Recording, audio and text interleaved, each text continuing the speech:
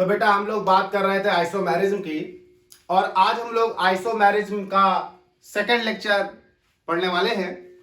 Isomerism part 2। Part 1 मैंने पढ़ा दिया आपको, पार्ट 1 आप देख लीजिएगा। आइसोमेरिज्म पार्ट 2 में हम लोग बात करेंगे स्ट्रक्चरल आइसोमेरिज्म की। आपको पार्ट 1 में मैंने बताया था कि आइसोमेरिज्म बेसिकली दो तरह की होती है, स्ट्रक्चरल आइसोमेरिज्म और स्टीरियो आइसोमेरिज्म। आज हम लोग पार्ट 1 में बात करने वाले हैं स्ट्रक्चरल आइसोमेरिज्म की। तो हम लोग यहां बात करेंगे स्ट्रक्चरल आइसोमेरिज्म। जिन लोगों ने पार्ट 1 देख रखा है उनको मालूम है कि स्ट्रक्चरल आइसोमेरिज्म का एक नाम और होता है, और जिन्होंने नहीं देख रखा है वो जान लें कि स्ट्रक्चरल आइसोमेरिज्म का एक नाम और होता है, नाम होता है कॉन्स्टिट्यूशनल आइसोमेरिज्म।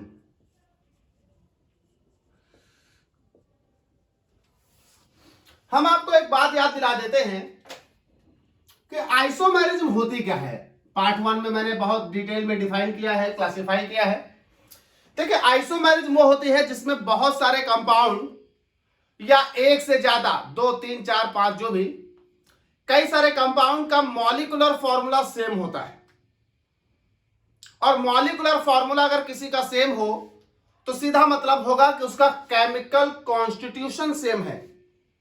और केमिकल कॉन्स्टिट्यूशन यानी मॉलिक्यूलर फॉर्मूला के सेम होने के बाद भी कंपाउंड की फिजिकल और केमिकल प्रॉपर्टीज बेटा अलग अलग हैं।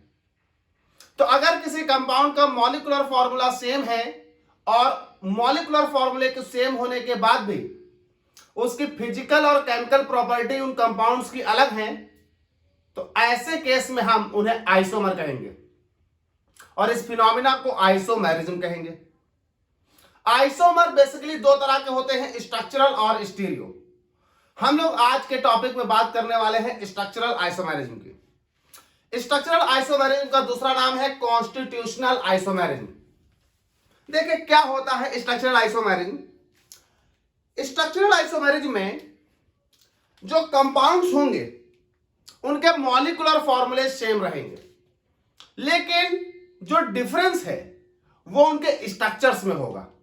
और अगर स्ट्रक्चर्स में डिफरेंस है तो प्रॉपर्टीज में डिफरेंस अपने आप हो जाएगा। तो यहां पर अगर हम इसे डिफाइन करें, अगर हम स्ट्रक्चरल आइसोमेरिज्म को डिफाइन करें तो हम क्या बोलेंगे? हम बोलेंगे कंपाउंड्स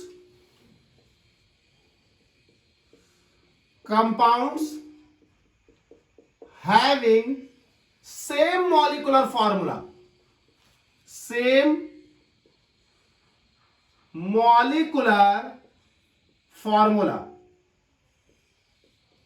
but have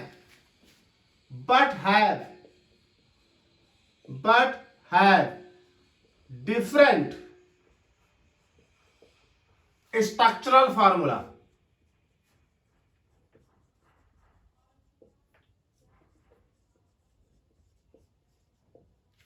ऐसे कंपाउंड्स जिनका मॉलिक्यूलर फॉर्मूला सेम होगा लेकिन उनका स्ट्रक्चरल फॉर्मूला क्या होगा? डिफरेंट होगा। ऐसे कंपाउंड कहलाएंगे बेटा स्ट्रक्चरल आइसोमर, और यह फिनोमिना कहलाएगी स्ट्रक्चरल आइसोमेरिज्म। बेटा एक से ज्यादा ऐसे कंपाउंड जिनका मॉलिक्यूलर फॉर्मूला सेम और स्ट्रक्चरल फॉर्मूला डिफरेंट, वो कंपाउंड कहलाएंगे स्ट्रक्चरल आइसोमर, और वो फिनोमिना कहलाएगी स्ट्रक्चरल आइसोमेरिज्म। जरा कुछ एग्जांपल से हम इसको समझते हैं। कुछ एग्जांपल लेते हैं। मान लीजिए हमारे पास C4H10 है। C4H10 ये एक मॉलिक्यूलर फॉर्मूला है। अगर देखा जाए तो ये ब्यूटेन का मॉलिक्यूलर फॉर्मूला है।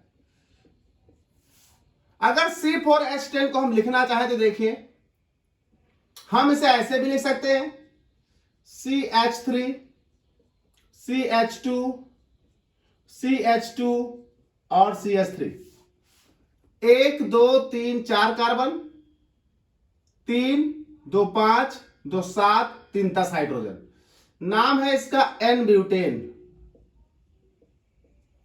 ऐसे ही दूसरा देखिए जरा, ये बनेगा CH3 CH CH3 CH3।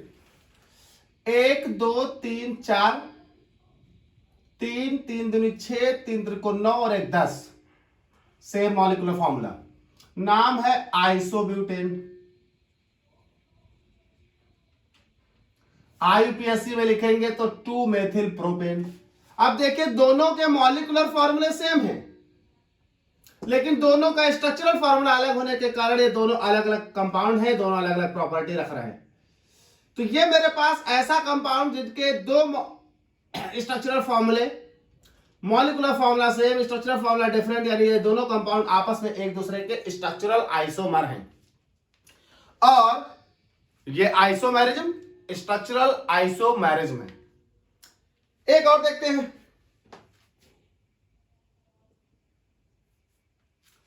मान लीजिए मेरे पास C3H7OH है। C3H7OH, तो ये मेरे पास हुआ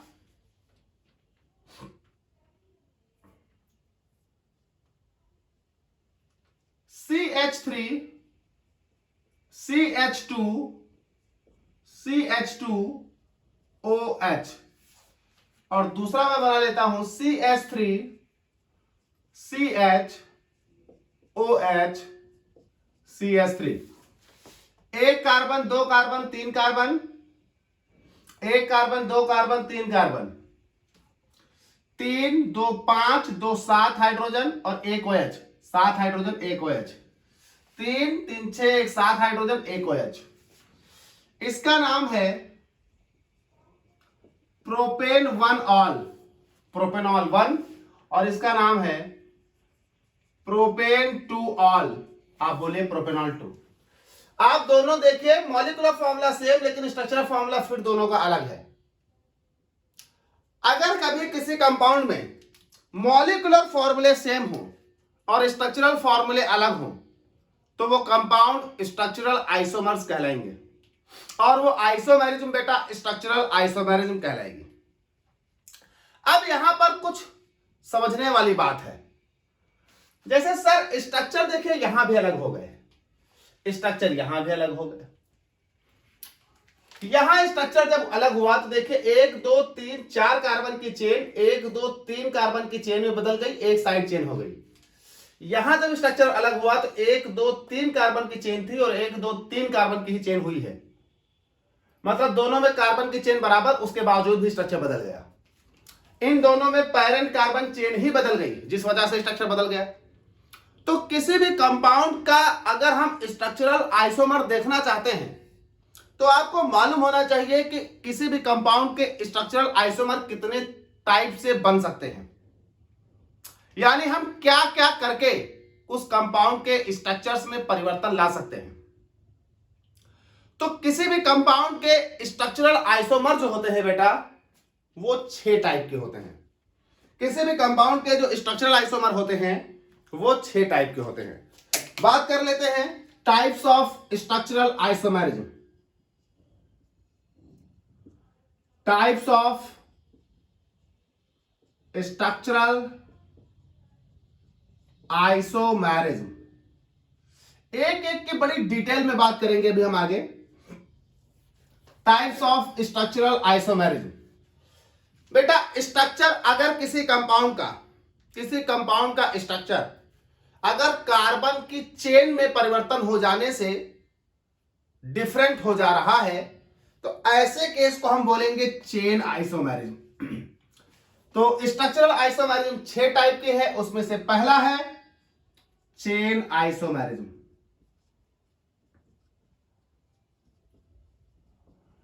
चेन आइसोमेरिज्म तब डेवलप होगी जब किसी कंपाउंड के पैरेंट चेन में कार्बन की संख्या में कोई परिवर्तन कर दिया जाए, और परिवर्तन ऐसा कि कंपाउंड में कार्बन की संख्याओं में परिवर्तन ना हो, लेकिन पेरेंट चेन में कार्बन की संख्याओं में परिवर्तन हो जाए। एग्जाम्पल के तौर पर अगर देखें तो देखिए 1 2 3 4 और 5 कार्बन की ये चेन है, 5 कार्बन की ये चेन है, 1 2 3 4 5, यानी कंपाउंड में कुल 5 कार्बन है और पेरेंट चेन भी 5 कार्बन की है। लेकिन अगर इसका एक दूसरा आइसोमर देख लिया जाए तो ये हो जाएगा C single bond C single bond C and C and C। Compound में अभी भी देखिए 1 2 3 4 5 ही कार्बन है, कंपाउंड में अभी भी 5 कार्बन है, लेकिन यहां 5 कार्बन की एक स्ट्रेट चेन है और यहां 5 कार्बन की ब्रांच चेन है। तो कंपाउंड में कार्बन नहीं बदले, लेकिन तब भी पेरेंट चेन में कार्बन बदल गए। अगर कंपाउंड में कार्बन कांस्टेंट हो और पेरेंट चेन में कार्बन बदल जाए तो ऐसे केस को हम बोलेंगे चेन आइसोमरिज्म, क्योंकि इसके बदलते ही यहां स्ट्रक्चरल फॉर्मूला अलग अलग हो जाएगा। दूसरा बेटा आता है position isomerism. Position isomerism, position isomerism क्या होता है?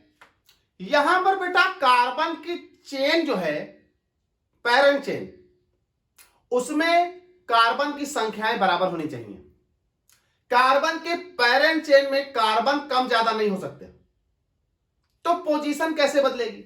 यहां पर पोजीशन कार्बन के चेन की नहीं बदलेगी, पोजीशन बदलेगी कार्बन के चेन में present double bond, triple bond या फंक्शनल ग्रुप्स। अगर किसी कंपाउंड में कार्बन की चेन में डबल बॉन्ड, ट्रिपल बॉन्ड या फंक्शनल ग्रुप्स की पोजीशन बदल रही है तो वो कहलाएगा पोजीशन आइसोमेरिज्म।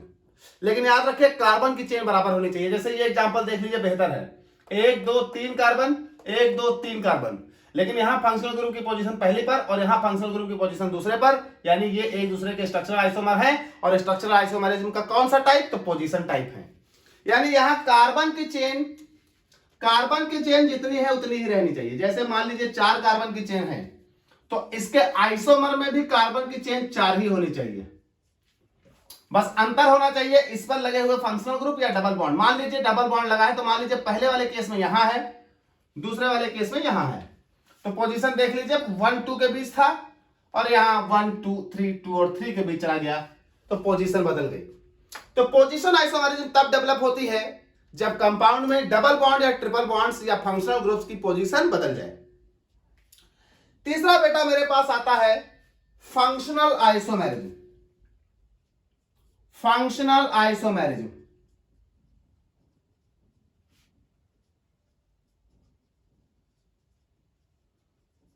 बेटा फंक्शनल आइसोमेरिज्म तब डेवलप होती है जब दो आइसोमर एक दूसरे का मॉलिक्यूलर फॉर्मूला रख रहे हों, लेकिन मॉलिक्यूलर फॉर्मूला सेम रखने के साथ साथ अगर हम उनके फंक्शनल ग्रुप को देखें तो वो डिफरेंट हो।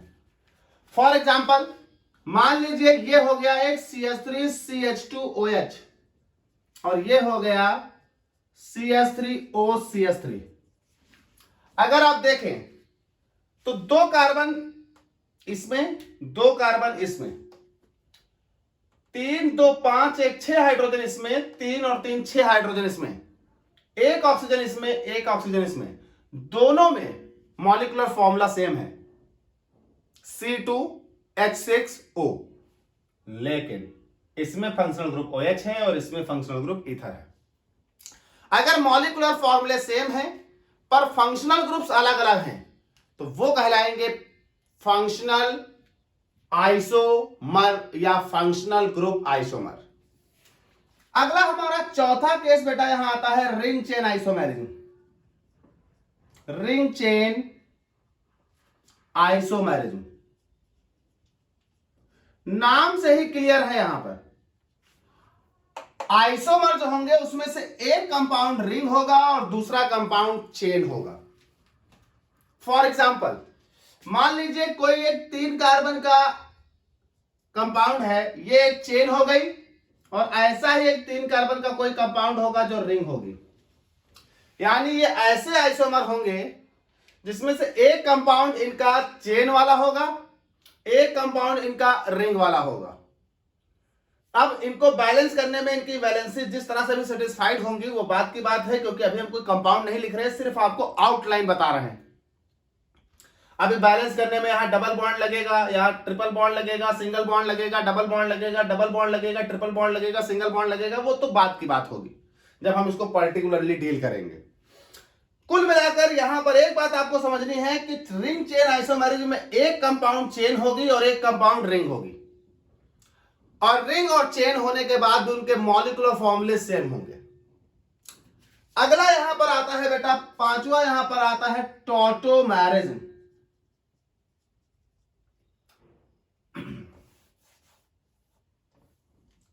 बेटा पांचवा हम लोग यहां पढ़ते हैं मेटामेरिज्म। मेटामेरिज्म में क्या होता है, कंपाउंड का मॉलिक्यूलर फॉर्मूला सेम, लेकिन जो फंक्शनल ग्रुप होंगे वो चेन में जिस पोजीशन पर आ रहे होंगे वो बदलेगी। आप कहोगे सर पोजीशन में भी यही होता था। यहां मेटामेरिज्म उन फंक्शनल ग्रुप पे डेवलप होगी जिन फंक्शनल ग्रुप्स को चेन में लगाने पर वो चेन को स्प्लिट करते हो, मतलब ऐसी जगह जहां पर बाईवैलेंट फंक्शनल ग्रुप हो। डिटेल में पढ़ाएंगे, आप समझेंगे मेटामेरिज्म क्या होती है। अभी यहां पर हम क्या एग्जांपल लें, तो मेटामेरिज्म हमारे पास पांचवी कैटेगरी होगी, और छठी कैटेगरी होगी टॉटोमेरिज्म। टॉटो को मैं लास्ट में इसलिए लिख रहा हूं कि हो सकता है कि लेक्चर बड़ा हो जाए, तो टॉटो को मैं अलग से वीडियो में पढ़ाऊं। टॉटोमेरिज्म, क्योंकि ये बहुत इंपॉर्टेंट टॉपिक है और बहुत बड़ा और बहुत अच्छा टॉपिक है। आमतौर पर कोई इस पर जितना ध्यान देता नहीं जितने क्वेश्चन इससे आते हैं, बहुत क्वेश्चन आते हैं इससे। टॉटोमेरिज्म, टॉटोमेरिज्म को हिंदी में कहते हैं चला बहता। यहां पर हाइड्रोजन जो होते हैं वो मूव कर जाते हैं एक जगह से दूसरी जगह पर। स्पेशली टॉटोमेरिज्म एक डायनेमिक आइसोमेरिज्म है, जहां पर एक हाइड्रोजन डायनेमिक नेचर का रहता है। तो हम लोगों ने देखा स्ट्रक्चरल आइसोमेरिज्म के 6 पार्ट हैं। इन 6 पार्ट को हम 1 बाय 1 डील करेंगे।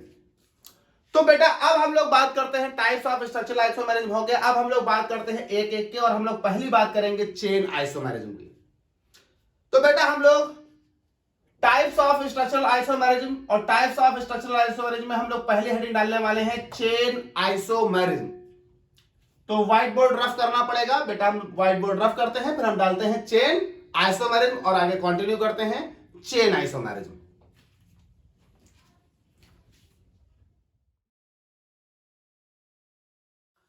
तो बेटा स्ट्रक्चरल आइसोमेरिज्म आपकी 6 टाइप की है, और उस 6 टाइप की स्ट्रक्चरल आइसोमेरिज्म में हम लोग सबसे पहले स्ट्रक्चरल आइसोमेरिज्म डालते हैं चेन आइसोमेरिज्म। जैसा कि इसका नाम आपको दिख रहा है, वैसे ही चेन आइसोमेरिज्म में जो आइसोमर होंगे उनकी चेन में, कार्बन की चेन में डिफरेंस होगा। तो कहा गया कि this type of isomerism is due to the difference of carbon atoms in the parent chain. जो आईपीएससी के दौरान आपको पेरेंट चेन सिलेक्ट करना बताई थी, उस पेरेंट चेन में कार्बन की संख्याओं का अंतर होगा। अगर किसी भी कंपाउंड के पेरेंट चेन में कार्बन की संख्याओं का अंतर है और कंपाउंड सेम मॉलिक्यूलर फॉर्मूला रख रहे हैं, तो वो कंपाउंड चेन आइसोमर कहलाएंगे। और chain isomer is a type of the structural isomer. तो कहा गया चेन आइसोमेरिज्म की अगर हम बात करें तो जरा इसे डिफाइन कर लेते हैं। तो कहा गया this type of isomerism, this type of isomerism, this type of isomerism is due to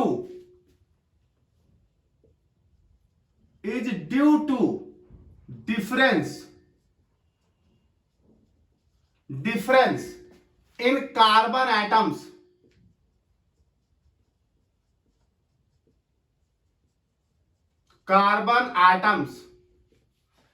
in parent carbon chain.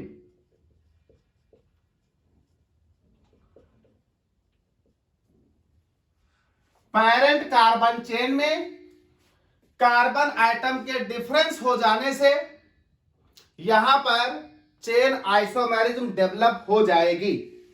अगर आपके पास कोई कंपाउंड है, कोई दूसरा कंपाउंड है, जिन दोनों कंपाउंड का मॉलिक्यूलर फॉर्मूला सेम है, लेकिन जब हम स्ट्रक्चर बनाते हैं तो एक कंपाउंड में जो पेरेंट चेन है उसमें कार्बन की संख्या और दूसरा जो कंपाउंड है उसमें जो पेरेंट चेन है उसमें कार्बन की संख्या अलग अलग है, लेकिन मॉलिक्यूलर फॉर्मूले सेम है।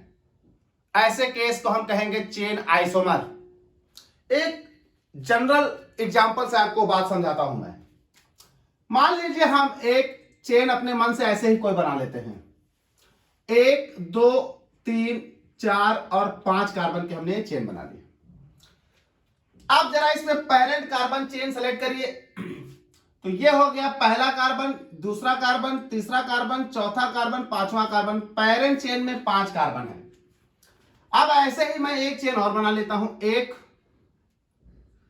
2 3 4 और एक मैं यहां लगा ले रहा हूं, यहां ये देखिए टोटल कार्बन अभी भी कंपाउंड में 5 ही हैं, लेकिन पेरेंट चेन सेलेक्ट करिए 1 2 3 और 4, तो कंपाउंड में 5 कार्बन है।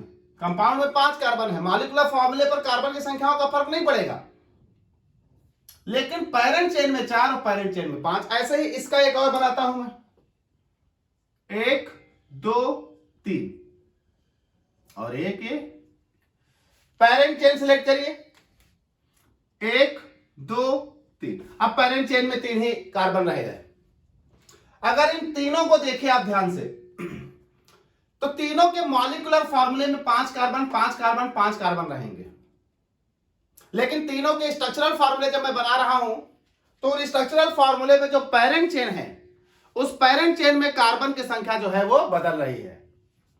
पहले वाले में कार्बन की संख्या 5 है, दूसरे वाले में 4 है और अगले वाले में 3 कार्बन की संख्या है पेरेंट चेन में।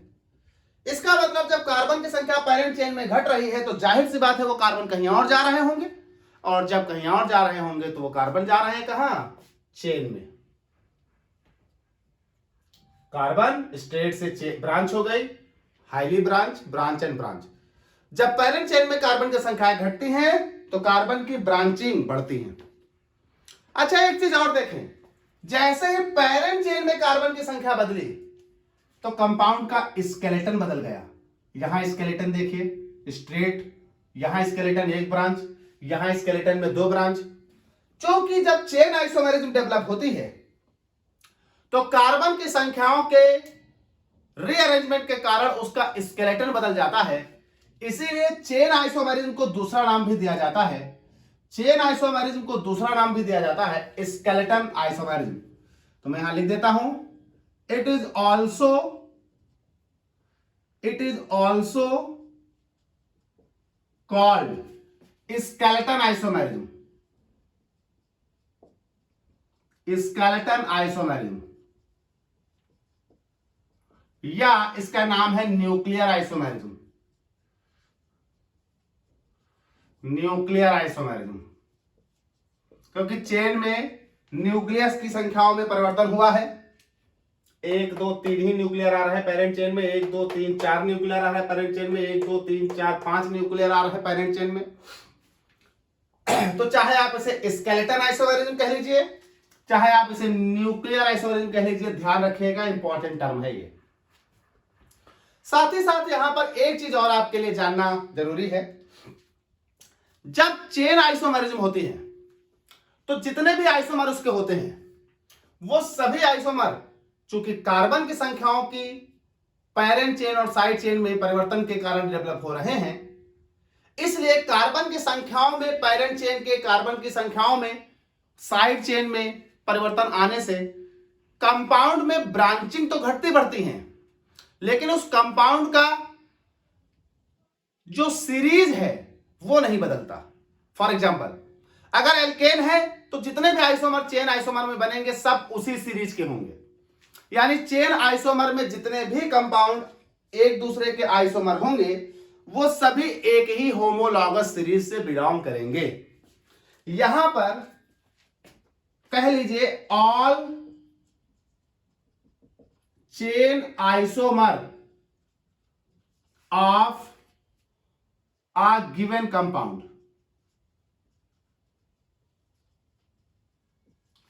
किसी दिए गए कंपाउंड के जितने भी चेन आइसोमर बन रहे होंगे, गिवन कंपाउंड ऑलवेज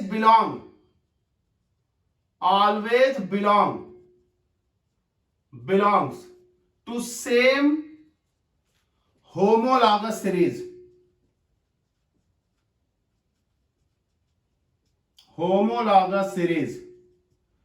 एक ही होमोलॉगस सीरीज से बिलोंग करेंगे। यानी अगर दिया गया कंपाउंड एल्केन है तो उसके जितने भी चेन आइसोमर होंगे सब एल्केन परिवार से ही बिलोंग करेंगे। अगर दिया गया कंपाउंड अल्कोहल है तो उसके जितने भी चेन आइसोमर होंगे सब अल्कोहल परिवार से ही बिलोंग करेंगे। यानी चेन आइसोमरिज्म के दौरान परिवार परिवर्तित नहीं होता, होमोलॉगस सीरीज परिवर्तित नहीं होती। तो ये कुछ ध्यान देने वाली बातें थी। हम यहां पर कुछ एग्जाम्पल लेते हैं। एक मैं आपको एग्जाम्पल थोड़ा डिटेल में लेता हूं, उसके बाद हम कई सारे एग्जाम्पल देखेंगे वन बाय वन करके। आमतौर पर चेन आइसोमेरिज्म ज्यादातर एल्केन में ही देखी जाती है, क्योंकि यहां किसी तरह का कोई फंक्शनल ग्रुप नहीं होता, किसी तरह का यहां कोई मल्टीपल बॉन्ड नहीं होता, सिर्फ कार्बन की चेन होती है जिसको हम जितना चाहें बदल डालते हैं। तो अगर हम कार्बन कंपाउंड में चेन आइसोमेरिज्म की बात करें तो जरा एग्जाम्पल देखिएगा, बहुत ध्यान से, बहुत इंपॉर्टेंट बात बताने वाला हूं मैं आपको। तो अगर हम एग्जाम्पल में एल्केन होमोलॉगस सीरीज ले ले, पहले एल्केन्स में, तो एल्केन्स में पहला कार्बन मेथेन, दूसरे कंपाउंड की बात करें एथेन, तीसरे कंपाउंड की बात करें तो प्रोपेन, चौथे कंपाउंड की बात करें तो ब्यूटेन। शायद नीचे दिखे ना तो थोड़ा मैं ऊपर से लिख लेता हूं। पहले कंपाउंड की बात करें, दूसरे कंपाउंड की बात करें, तीसरे कंपाउंड की बात करें, चौथे कंपाउंड की बात करें और पांचवें कंपाउंड की बात करें, तो जो पहला कंपाउंड है इसका कोई भी चेन आइसोमर नहीं बनता, क्योंकि एक का कार्बन है, चेन कैसे बदलोगे। जो दूसरा कंपाउंड है इसका भी कोई चेन आइसोमर नहीं बनता, दो ही कार्बन है, किसी से उठाकर किसी भी दिशा में लगाइए वो दो कार्बन की स्ट्रेट चेन ही रहेगी। तीसरे वाले में भी चेन आइसोमर नहीं बनता, तीन कार्बन है, अगर आप तोड़कर कहीं भी लगा दोगे तो ब्रांच में कोई परिवर्तन नहीं आएगा। चेन आइसोमरिज्म शुरू होती है यहां से, चौथे कार्बन से। चौथा कार्बन यानी ब्यूटेन, और ब्यूटेन के दो आइसोमर बनते हैं, दो आइसोमर। पांचवा कार्बन यानी पेंटेन, पेंटेन के तीन आइसोमर बनते हैं। ऐसे ही छठा कार्बन, सातवां कार्बन, आठवां कार्बन, नवां कार्बन और 10वां कार्बन, मतलब 6 कार्बन का एल्केन, 7 कार्बन का एल्केन, 8 कार्बन का एल्केन और 9 कार्बन के एल्केन की अगर हम बात करें तो कितने कितने आइसोमर बनेंगे। जो 6 कार्बन का एल्केन है यानी हेक्सेन, इसके 5 आइसोमर बनेंगे बेटा, 5 चेन आइसोमर बनेंगे। जो 7 कार्बन का एल्केन है बेटा हेप्टेन, इसके 9 चेन आइसोमर बनेंगे। जो 8 कार्बन का एल्केन है यानी ऑक्टेन, इसके 15 बेटा जो 8 कार्बन का एल्केन है बेटा, जो 7 कार्बन का है उसके 9 आइसोमर, और जो 8 कार्बन का है इसके 18 आइसोमर बनेंगे। ऐसे ही जो 9 कार्बन का है इसके 35 आइसोमर, और जो 10 कार्बन यानी डिकेन है इसके 75 आइसोमर बनेंगे। सिर्फ चेन आइसोमर, यानी एल्केन परिवार के सदस्यों की अगर हम बात करें तो पहले कार्बन, दूसरे कार्बन और तीसरे कार्बन के एल्केन आइसोमेरिज्म शो नहीं करते, चेन आइसोमेरिज्म। चौथा कार्बन 2 आइसोमर यानी ब्यूटेन 2 आइसोमर, पेंटेन 3 आइसोमर, ये चेन आइसोमेरिज्म की बात हो रही है। हेक्सेन 5, हेप्टेन 9, ऑक्टेन 18, नोनेन 35 और डीकेन 75 चेन आइसोमर दिखाते हैं। चेन आइसोमर बेटा किसी भी कैटेगरी में आ सकते हैं, किसी भी होमोलॉगस सीरीज में आ सकते हैं। ऐसा नहीं है कि हमेशा इसी में आएंगे। जैसे किसी दूसरी होमोलॉगस सीरीज में हम चेन आइसोमर की बात कर लें, एक और एग्जांपल लेते हैं। मान लीजिए हम चेन आइसोमर की बात कर ले एल्कीन में, तो सपोज कर लिए पहला कार्बन, दूसरा कार्बन, तीसरा कार्बन छोड़कर जरा आप सपोज करिए, मान लीजिए हम यहां पर कोई एग्जांपल ले लेते हैं C4H8। तो C4H8 के दो आइसोमर बनने हैं।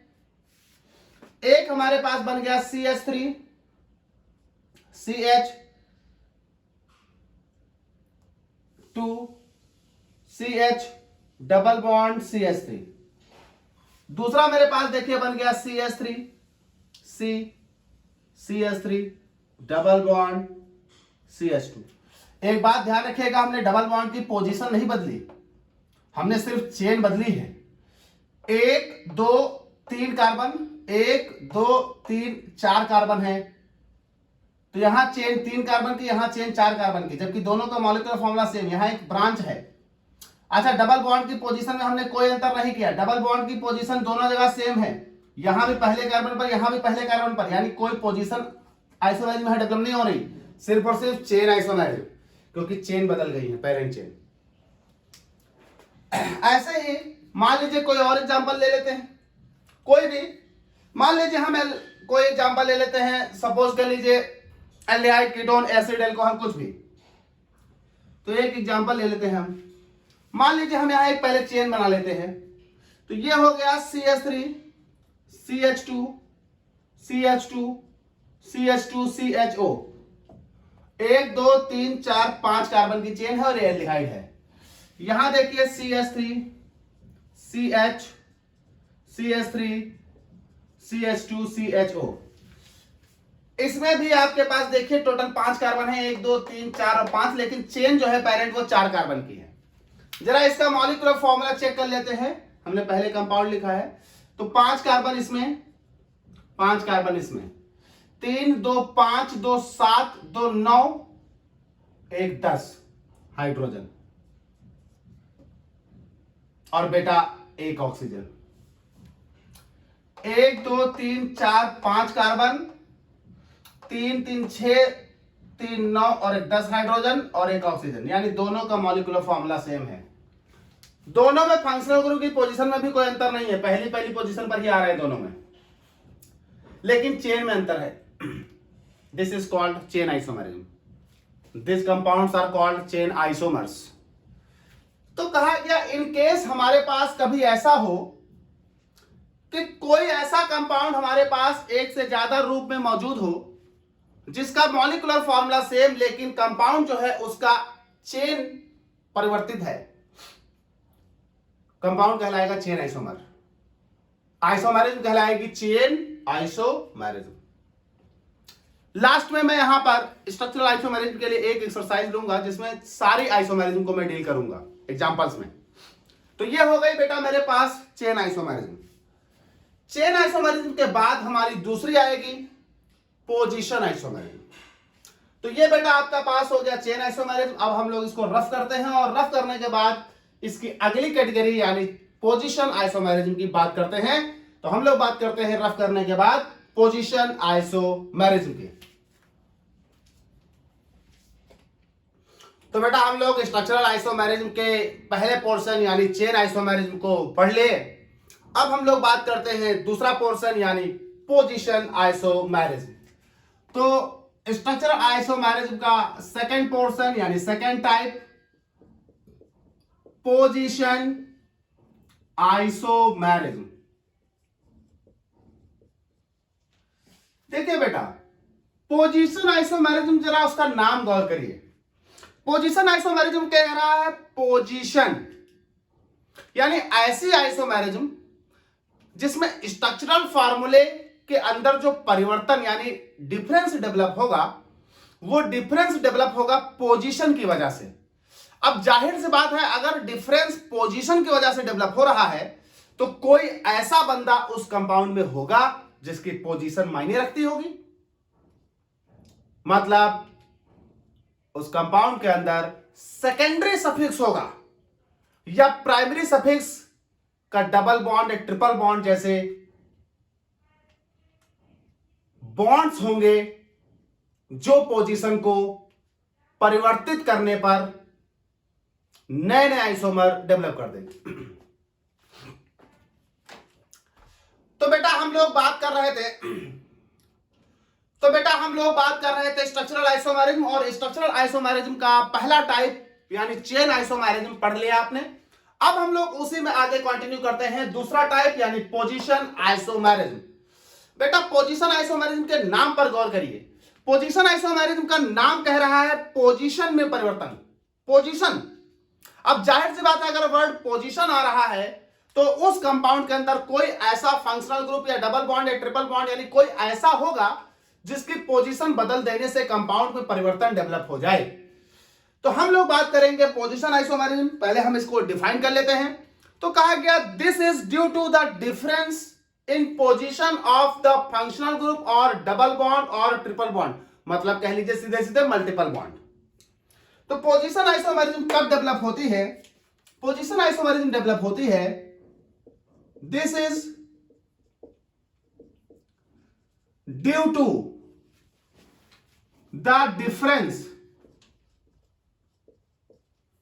इन position, difference in position of functional groups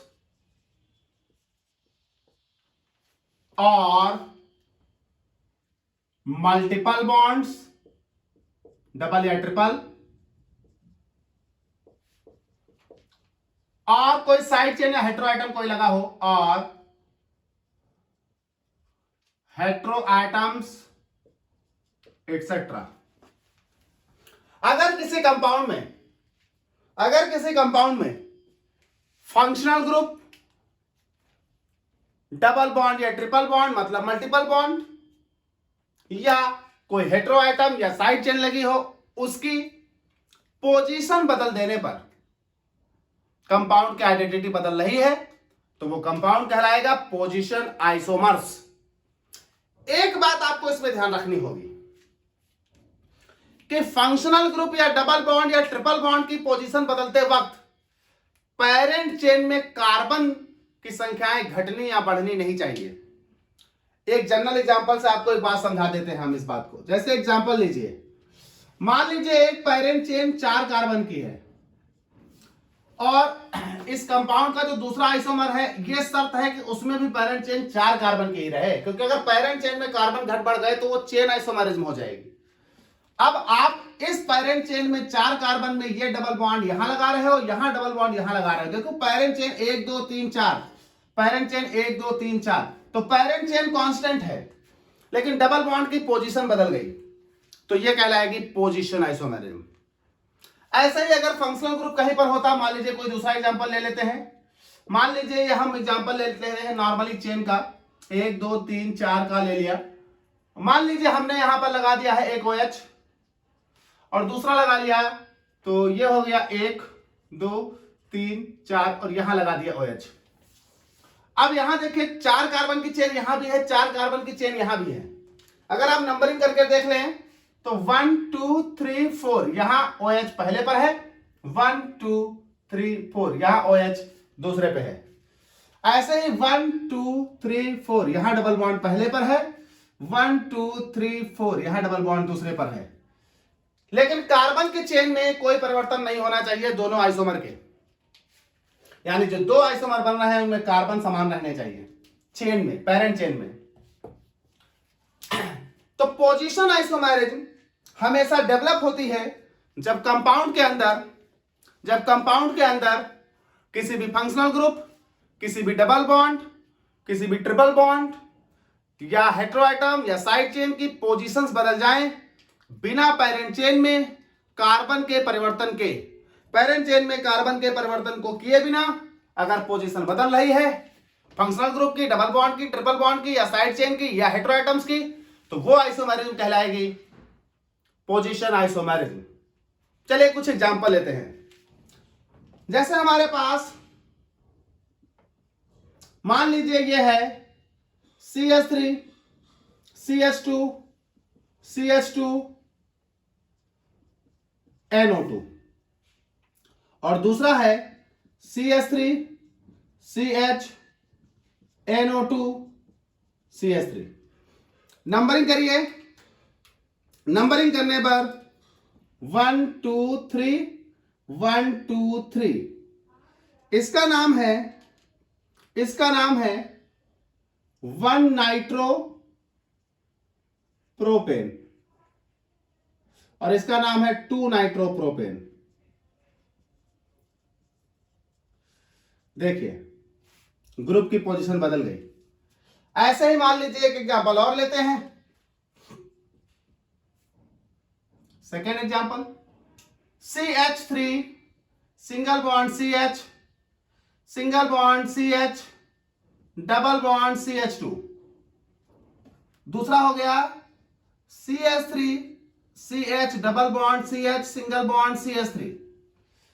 अगर देखें पोजीशन तो 1 2 3 4 1 2 3 4। ऊपर वाले में देखिए 4 कार्बन की चेन है, डबल बॉन्ड पहले पर है, इसका नाम है ब्यूट 1 इन। दूसरे वाले में 4 कार्बन की चेन है, डबल बॉन्ड दूसरे पर है, इसका नाम है ब्यूट 2 इन। मॉलिक्यूलर फॉर्मूले की अगर बात करें तो इन दोनों में जरा गौर करिएगा, 4 कार्बन है C4। दोनों में हाइड्रोजन का गौर करिएगा, 3 2 5 6 7 8 H8, 3 4 5 3 8 H8। यहां अगर आप देख लें इन दोनों में तो दोनों में 1 कार्बन 2 कार्बन 3 1 2 3, दोनों में 3 कार्बन है C3। हाइड्रोजन की बात कर लें 3 2 5 2 7 H7, यहां भी 3 और 3 6 और 1 7। नाइट्रोजन की बात करें 1 यहां है 1 यहां है, 2 ऑक्सीजन यानी हो जाएगा ये N और ये हो जाएगा O और ये हो जाएगा 2। यानी देखिए दोनों जगह मॉलिक्यूलर फॉर्मूला सेम है। वैसे इसमें दोनों जगह मॉलिक्यूलर फॉर्मूला सेम है, लेकिन स्ट्रक्चर दोनों का डिफरेंट है because of the difference of the position of the double bond और पोजीशन ऑफ द ग्रुप। तो स्ट्रक्चरल फॉर्मूला सेम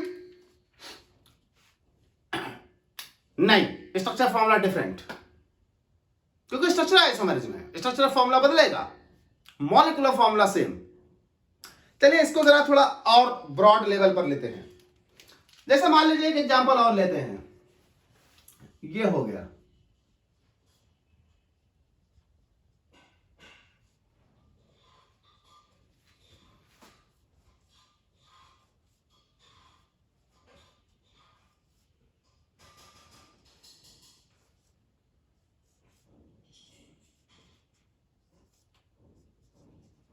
चलिए अब अगर हम देखें तो एक ग्रुप की रिस्पेक्ट में दूसरा वाला OH देखिए अपनी पोजीशन बदल रहा है। एक ग्रुप की रिस्पेक्ट में दूसरा वाला OH अपनी पोजीशन बदल रहा है। तो इसके रिस्पेक्ट में ये हो गया मान लीजिए आर्थो, तो इसके रिस्पेक्ट में ये हो गया आर्थो, ये हो गया मेटा, इसके रिस्पेक्ट में ये हो गया पैरा। तो पहला वाला है आर्थो डाइहाइड्रोक्सीफिनॉल, मेटा डाइहाइड्रोक्सीफिनॉल, पैरा डाइहाइड्रोक्सीफिनॉल, या इसका नाम है कैटेचॉल, इसका नाम है रिसर्सिनॉल और इसका नाम है क्विनॉल या हाइड्रोक्विनॉल। अगर पोजीशन की बात करें तो पोजीशन देखिएगा 1 2 1 2 3 और 1 2 3 4। तो आप देख रहे हैं पोजीशन बदल रही, यानी कंपाउंड आपके पास सिमिलर है पर पोजीशन बदल रही है।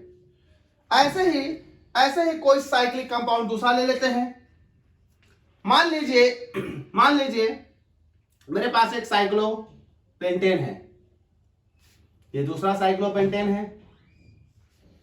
इस साइक्लोपेंटेन में 2 Cl हैं, एक यहां और मान लीजिए एक यहां। इस साइक्लोपेंटेन में भी 2 Cl हैं, मान लीजिए एक यहां और एक यहां। अगर देखें तो पोजीशन बदल रही है 1 2 1 2 3। इसका नाम हो जाएगा 1 2 डाइक्लोरो साइक्लोपेंटेन, और इसका नाम हो जाएगा 1,3 डाइक्लोरो साइक्लोपेंटेन, 1,3 डाइक्लोरो साइक्लोपेंटेन। तो बेटा पोजीशन आइसोमेरिज्म में सबसे पहली बात अब याद रखिएगा कि कोई ना कोई फंक्शनल ग्रुप या डबल बॉन्ड या ट्रिपल बॉन्ड जरूर होगा कंपाउंड में। अगर ऐसा नहीं है तो कोई ऐसा हेटेरो एटम या ऐसी साइड चेन होगी जो पोजीशन को बदल सकती होगी। दूसरी बात, पोजीशन आइसोमेरिज्म में जो पेरेंट चेन है उसमें कार्बन की संख्या घटनी बढ़नी नहीं चाहिए। देखिए किसी में घटी बढ़ी नहीं, 5 5 benzene ring benzene ring benzene ring, 3 3 3 3 and so on, 4 4 और 4 और 4। पेरेंट चेन में कार्बन की संख्याएं घटनी बढ़नी नहीं चाहिए, बस परिवर्तन होना चाहिए डबल बॉन्ड या ट्रिपल बॉन्ड या फंक्शनल ग्रुप की पोजीशंस में। ऐसे केस को हम कहेंगे बेटा पोजीशन आइसोमर्स, और ऐसी आइसोमेरिज्म को हम कहेंगे पोजीशन आइसोमेरिज्म। ये हो गई हमारे पास स्ट्रक्चरल आइसोमेरिज्म का दूसरा टाइप। हम लोग बात करेंगे अब स्ट्रक्चरल आइसोमेरिज्म के तीसरे टाइप, जिसको हम बोलेंगे फंक्शनल ग्रुप आइसोमेरिज्म। तो स्ट्रक्चरल आइसोमेरिज्म का तीसरा type functional group isomerism. Board को रफ करते हैं और बात करते हैं फंक्शनल ग्रुप आइसोमेरिज्म की। तो बेटा हम लोग बात कर रहे थे आज स्ट्रक्चरल आइसोमेरिज्म की, और मैंने स्ट्रक्चरल आइसोमेरिज्म के दो टाइप चेन आइसोमेरिज्म और पोजीशन आइसोमेरिज्म पढ़ा दिए। अब हम लोग तीसरे टाइप की बात करते हैं फंक्शनल आइसोमेरिज्म की। बेटा याद रखिएगा फंक्शनल आइसोमेरिज्म हमेशा ऐसे कंपाउंड्स में पाई जाएगी जिसमें फंक्शनल ग्रुप प्रेजेंट हो, और साथ ही साथ फंक्शनल आइसोमेरिज्म जब भी पाई जाएगी तो जो भी आइसोमर होंगे वो हमेशा अलग अलग होमोलॉगस सीरीज से बिलोंग करेंगे। और अगर आप इन्हें डिफाइन करें तो ऐसे कंपाउंड्स जिनका सेम मॉलिक्यूलर फॉर्मूला हो लेकिन डिफरेंट फंक्शनल ग्रुप्स हों, और अगर सेम मॉलिक्यूलर फॉर्मूला और डिफरेंट फंक्शनल ग्रुप हुए तो डिफरेंट फंक्शनल ग्रुप का मतलब होगा अलग अलग फैमिली, अलग अलग फैमिली मतलब अलग अलग होमोलॉगस सीरीज। तो जरा डिफाइन करते हैं। तो कहा गया फंक्शनल आइसोमेरिज्म में हम ऐसे आइसोमर्स, ऐसे कंपाउंड्स को लेंगे, यानी isomers having different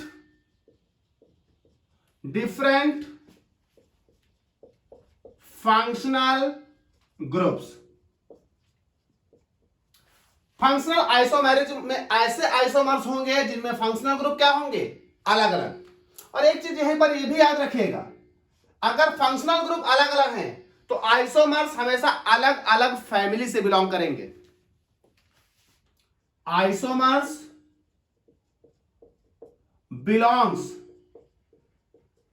belongs to different homologous series,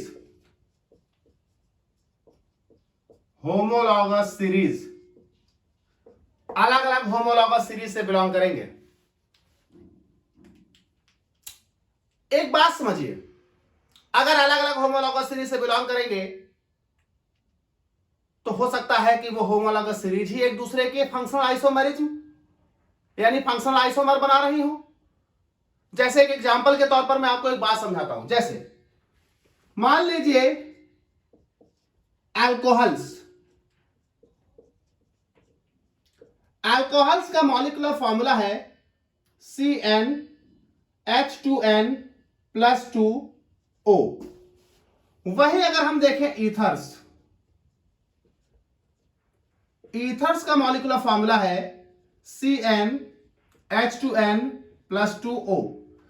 अब एक बात का गौर करिए, ईथर का मॉलिक्यूलर फॉर्मूला अल्कोहल का मॉलिक्यूलर फॉर्मूला ही एक दूसरे का सेम है, और अगर ईथर और अल्कोहल का मॉलिक्यूलर फॉर्मूला ही सेम है तो जाहिर सी बात है कि जितने कार्बन का तुम अल्कोहल लोगे अगर उतने ही कार्बन का तुम ईथर ले लो तो वे एक दूसरे के आइसोमर होंगे, और अगर वो एक दूसरे के आइसोमर होंगे तो गौर करिए कि अल्कोहल में फंक्शनल ग्रुप दूसरा है और ईथर में फंक्शनल ग्रुप दूसरा है। तो इसका मतलब ईथर और अल्कोहल अगर सेम कार्बन के हैं तो वो हमेशा सदैव एक दूसरे के फंक्शनल आइसोमर रहेंगे।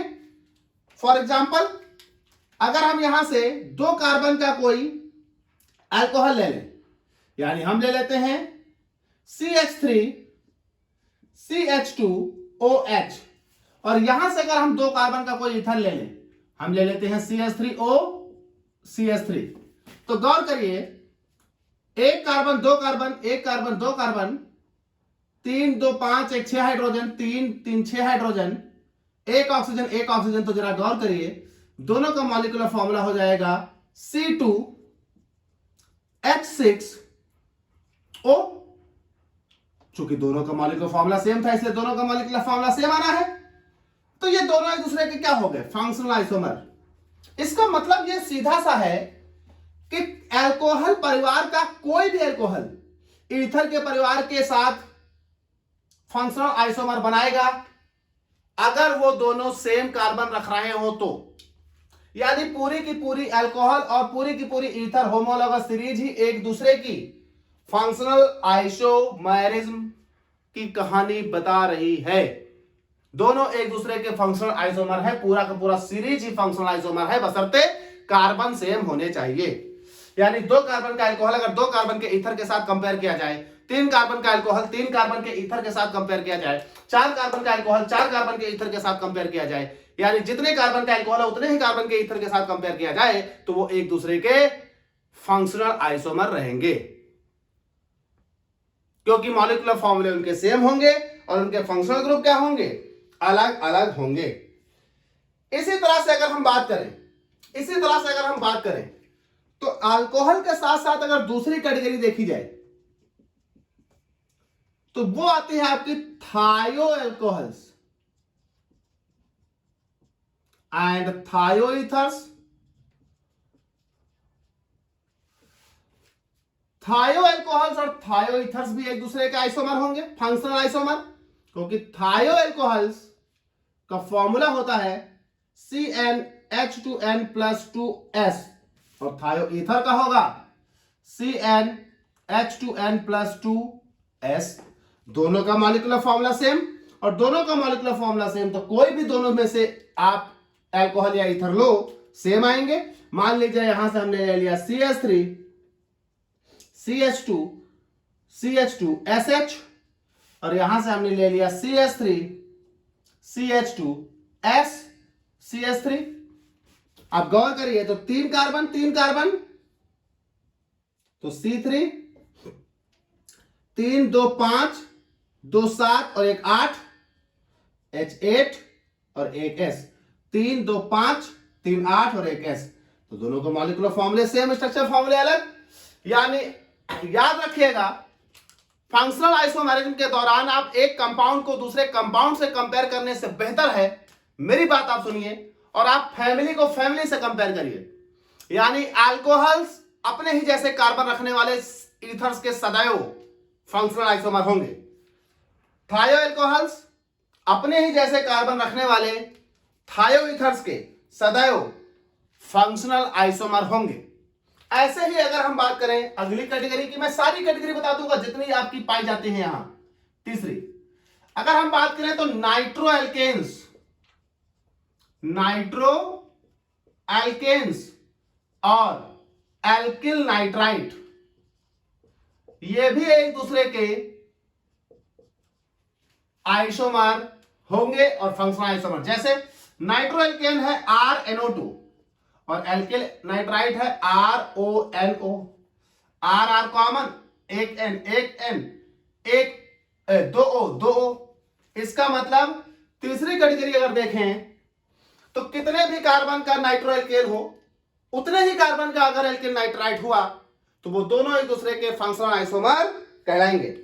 यानी alcohol ether, thio alcohol thio ether, nitro alkane alkyl nitrite, सब आप देख रहे हैं क्या है? Functional isomers. इसी तरह से अगर आप और देखें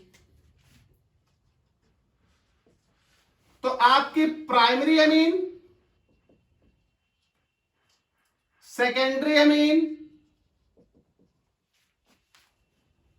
एंड टर्सरी एमीन, ये भी एक दूसरे की फंक्शनल आइसोमर्स होते हैं,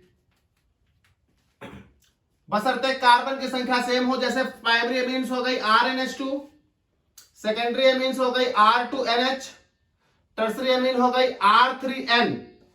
अब आप कहेंगे सर इसमें तो RR अलग आ रहा है, कैसे आइसोमर बन जाएंगे? एक एग्जांपल ले लेते हैं। देखिए, हमने कहा था सेम कार्बन होने चाहिए। अब चूंकि इसमें R1 है, इसमें R2 है, तो कुछ डिफरेंशिएशन करेंगे। कैसे करेंगे इसको समझिए। हमने यहां पर R ले लिया, CH3 CH2 CH2NH2, 3 कार्बन का R लिया है। यहां भी 3 कार्बन ही होने चाहिए, तो यह हो गया मेरे पास एक CH3 CH2 और एक हो गया RCH3NH। और यहां भी 3 कार्बन होने चाहिए, यानी CH3 CH3 CH3 और N।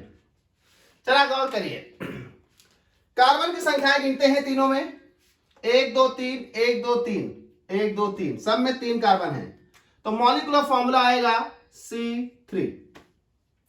हाइड्रोजन गिनते हैं 3 2 5 2 7 2 9, यानी H9।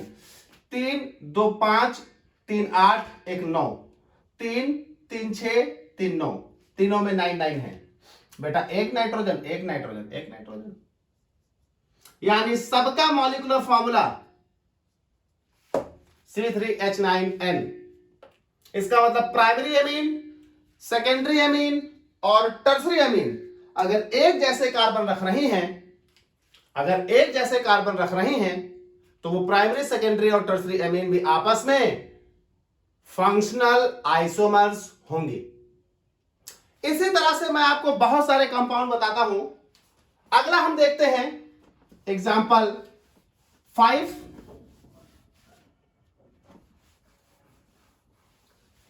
ऐसे ही अगर हम बात करें तो एग्जाम्पल 5, अगर हमारे पास साइनाइड हो, साइनाइड्स एंड आइसोसाइनाइड्स, ये भी एक दूसरे के फंक्शनल आइसोमर होंगे। साइनाइड होते हैं RCN, आइसोसाइनाइड होते हैं RNC। तो देखिए RCN RNC यानी साइनाइड्स और आइसोसाइनाइड्स भी एक दूसरे के फंक्शनल आइसोमर्स हैं। साइनाइड्स और आइसोसाइनाइड्स भी बेटा एक दूसरे के फंक्शनल आइसोमर्स हैं, क्योंकि दोनों में अलग अलग फंक्शनल ग्रुप है। R सेम है, कार्बन की संख्या अगर बराबर रखोगे तो साइनाइड्स और आइसोसाइनाइड्स भी एक दूसरे के फंक्शनल आइसोमर्स होंगे। इसी तरह से हम कुछ और लेते हैं। अगली कैटेगरी देखिए, अगली कैटेगरी में ये लेता हूं example 6, carboxylic acids, carboxylic acids comma esters, esters and hydroxy carbonyl compound, मतलब हाइड्रोक्सी एल्डिहाइड या कीटोन। बेटा इधर का मिटाना पड़ेगा मुझे, तो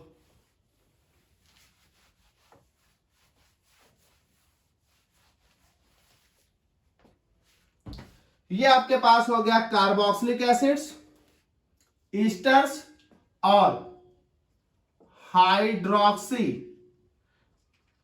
कार्बोनिल कंपाउंड्स।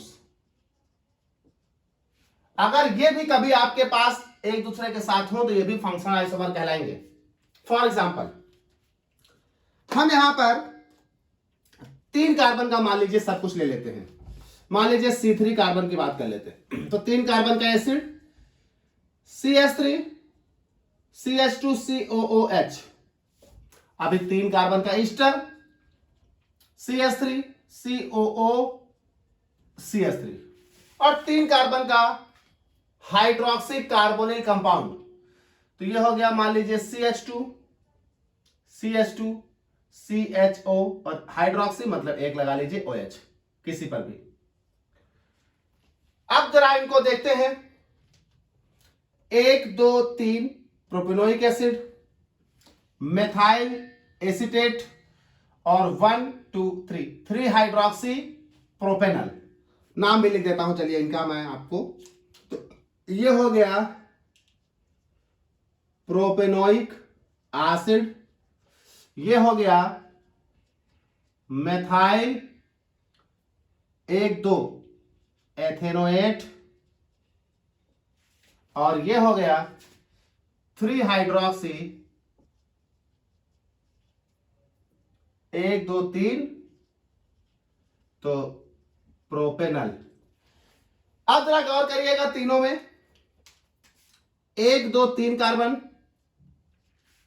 1 2 3 कार्बन, 1 2 3 कार्बन, 3 2 5 और 1 6 हाइड्रोजन, 3 और 3 6 हाइड्रोजन, 2 2 4 1 5 और 1 6 हाइड्रोजन, तीनों में 6 हाइड्रोजन,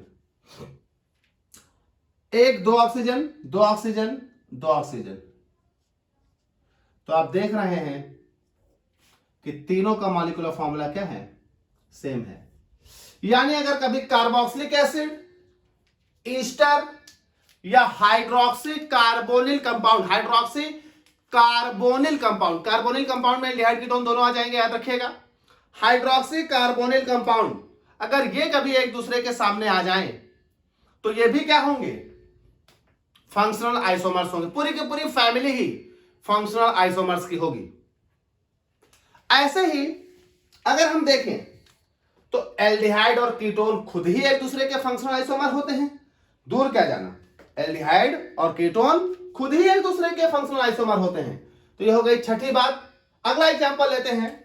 तो अगले एग्जांपल में हम लोग लेते हैं फिर से एक चीज,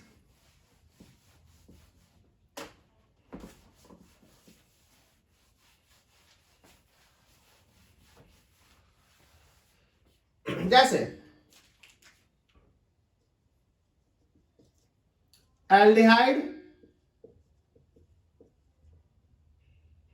कीटोन्स, और साथ ही साथ एक और लेते हैं अनसैचुरेटेड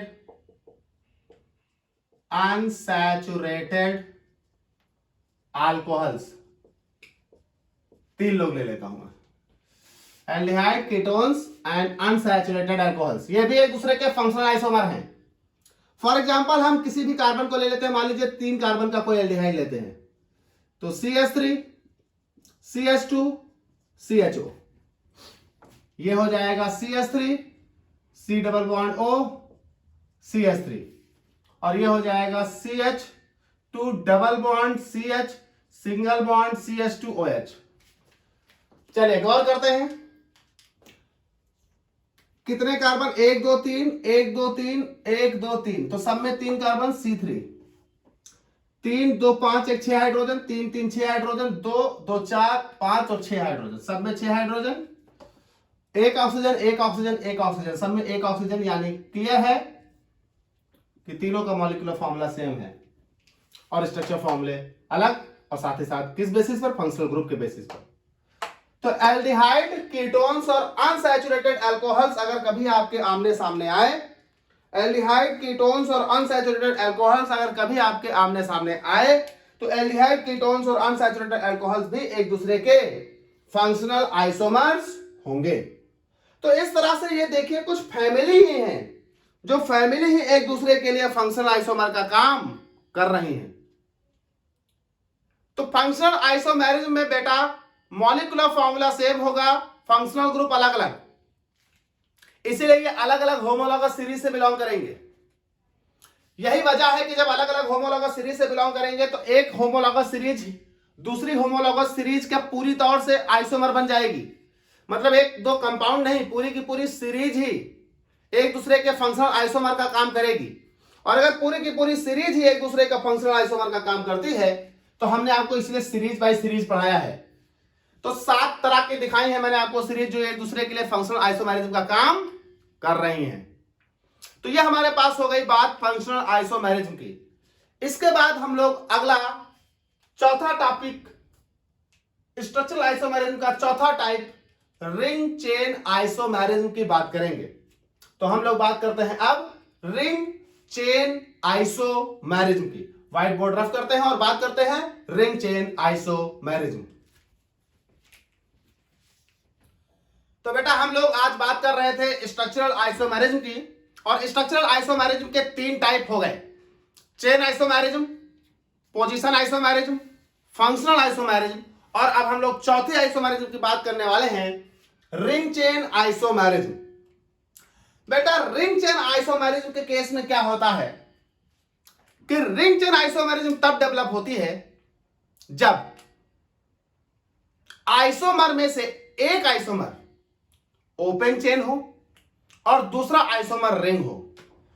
और ओपन चेन या रिंग तब बनती है जब कार्बन का लिंकेज कनेक्शन का मॉड अलग अलग हो। अगर कार्बन एक ओपन चेन कंपाउंड बनाएगी तो ओपन चेन, और अगर मॉड उसका साइक्लिक है तो साइक्लिक कंपाउंड डेवलप हो जाएगा। तो बेटा रिंग चेन आइसोमेरिज्म की अगर हम बात करें तो रिंग चेन आइसोमेरिज्म तब डेवलप होती है जब कोई भी कार्बन की चेन इस तरह से कार्बन एटम को अटैच करे कि या तो वो ओपन चेन बनाए कंपाउंड को या रिंग बनाए, और उस ओपन चेन और रिंग कंपाउंड का मॉलिक्यूलर फॉर्मूला सेम हो। ऐसे केस में वो ओपन चेन कंपाउंड उस रिंग कंपाउंड के साथ सेम मॉलिक्यूलर फॉर्मूला और डिफरेंट स्ट्रक्चरल फॉर्मूला रखने के कारण स्ट्रक्चरल आइसोमर्स कहलाएगा। और चूंकि एक रिंग है और एक चेन है, इसलिए हम उसे बोलेंगे रिंग चेन आइसोमेरिज्म। अच्छा, तो अगर हम डिफाइन करें तो हम रिंग चेन आइसोमेरिज्म को डिफाइन करेंगे कि this type of isomerism is due to the different mode of linkage of the parent chain. This type of isomerism, this type of isomerism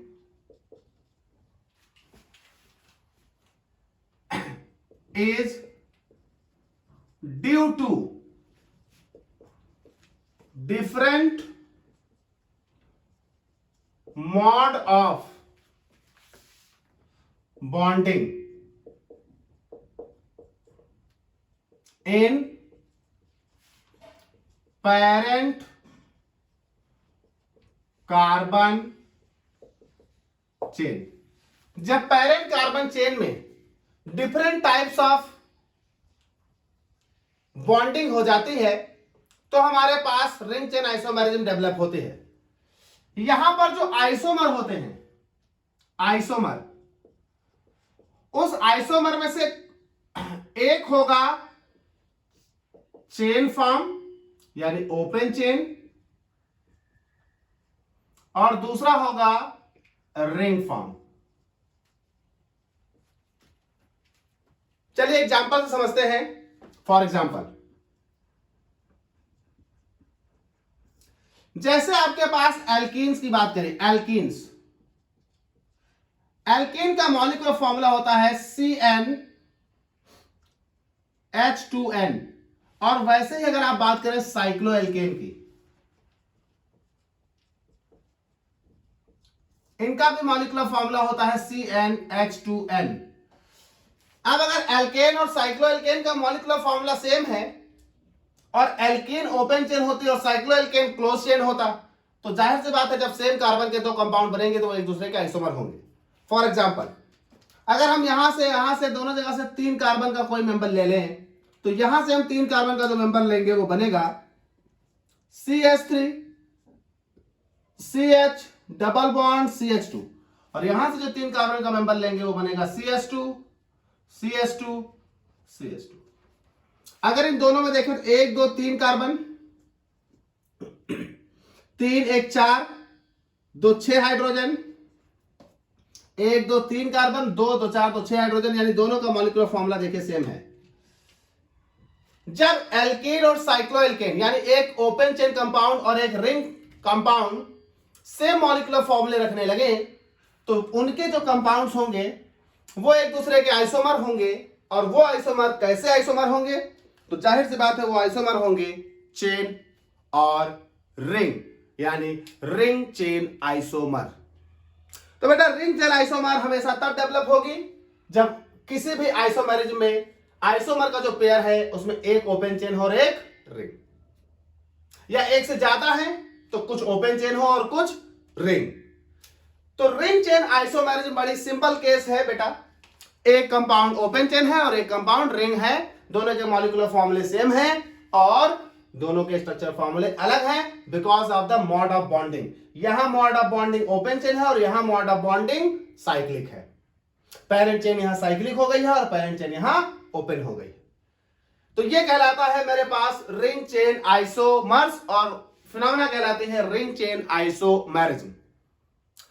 आगे हम बात करेंगे अगली आइसोमेरिज्म की, मेटामेरिज्म। बेटा रिंग चेन आइसोमेरिज्म तक हम इसी पार्ट में रखते हैं। मेटामेरिज्म और अगला जो मोस्ट इंपॉर्टेंट है टॉटोमेरिज्म, हम लोग नेक्स्ट वीडियो में बात करेंगे।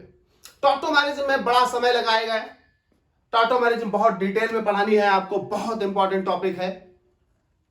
इसी में डील करेंगे तो वीडियो कम से कम 2 गुना लंबा हो जाएगा, जितना अभी तक हमने पढ़ाया इतना ही भी आगे और टॉटोमेरिज्म में हमको चाहिए समय, तो बहुत लंबा वीडियो ना हो जाए, इसलिए हम अगले वाले पोर्शन में हम स्ट्रक्चरल आइसोमेरिज्म का अगला वाला पोर्शन भी ले आएंगे जिसमें हम टॉटोमेरिज्म और मेटामेरिज्म को डील करेंगे।